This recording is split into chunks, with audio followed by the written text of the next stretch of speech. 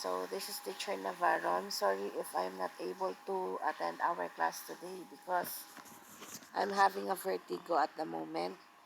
But I want to share this today about visual arts. So I think this will be our seventh topic from creative industries. So in visual arts, we have artists, Filipino artists, and we also have different types of visual arts in the Philippines. So, dalawa yung topic natin today.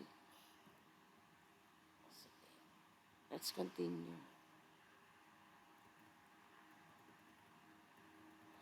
So, let's discuss about the visual arts from the Filipino concepts. Ano nga ba yung visual arts? So, according to our discovery, visual art is a form of art that can be judged or interpreted through the sense of sight or seeing. So, um, the senses that you will be using is your eyes. Kapag sinabi nating visual arts. So, kung ano yung maganda sa iyong paningin, ano yung kaaya-aya, then your eyes will decide on that. It will be judged or interpret. Ano pa?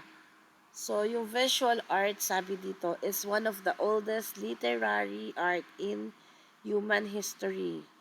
So, sabi sa literature, ang visual arts ay uh, ginagawang communication ng ating mga ninuno. It's part of communication, recording, and narration of human history and society. Ito naman ay nawi-witness naman natin, di ba? Visual art is kind of preservation of our culture. So, ano pa ang sabi dito? Ang visual art, it's also an expression of our daily routine and it is being shared until it became an art. So, ito yung itsura ng mga visual arts before. So, there is a discovery in Angono petroglyphs, no? Before, sabi dito, the ancient art of Filipino community that existed for about 1,000 years BC, discovered by the artist Botong Francisco in 1980s in the mountain of Angono and Binangonan. So, yung nakikita nyong curving sa mga stones are one of the visual arts that was created by the Angono petroglyphs. Okay. So, we can compare the comics and the petroglyphs. So, it's like, ang comics nila noon, tinatawag nilang petroglyphs. Ngayon, tawag natin comics. Like, yung mga stories nila, they are curving it to the stones. I hope you are learning. So, ngayon, meron tayong tinatawag na comics.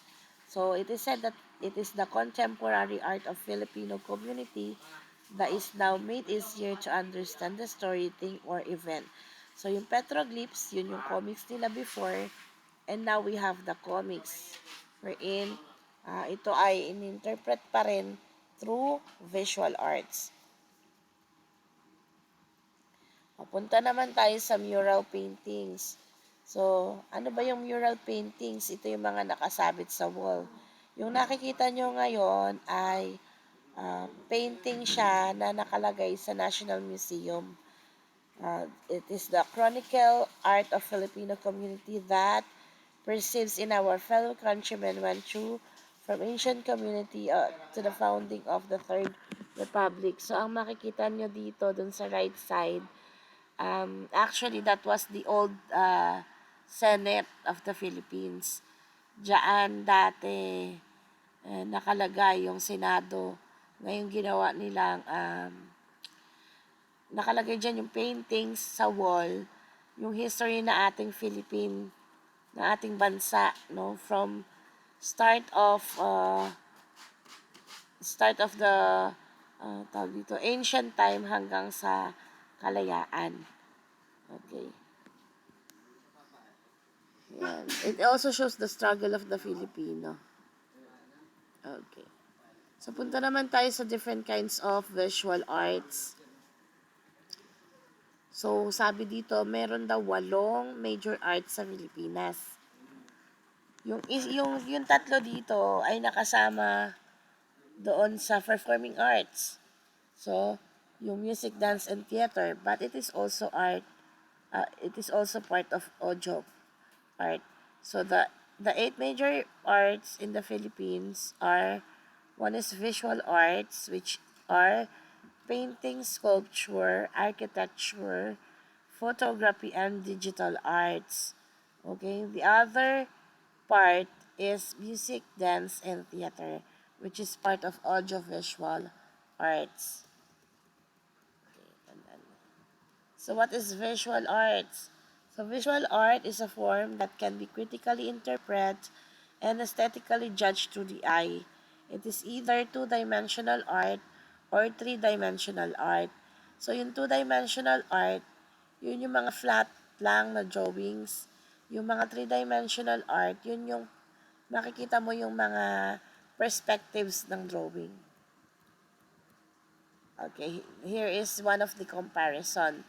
So, yung two-dimensional art, makikita mo doon sa soil painting ng Ponon, no? Sabi doon, the major visual arts that is judged on the basis of its length and its width reflected on flat surface. Okay, so yung three-dimensional naman, may papakita doon sa sculpture ng ating mga ninuno, which is the bulol, no? The one that you're seeing is the bulol. So, the three-dimensional art is the major visual art judged on the basis of its total volume, such as sculpture. Okay, so do you know the differences na? The 2D is flat, the 3D is may volume. So another type of visual art is the audiovisual art. In a form of, it can be just through the eyes and ears.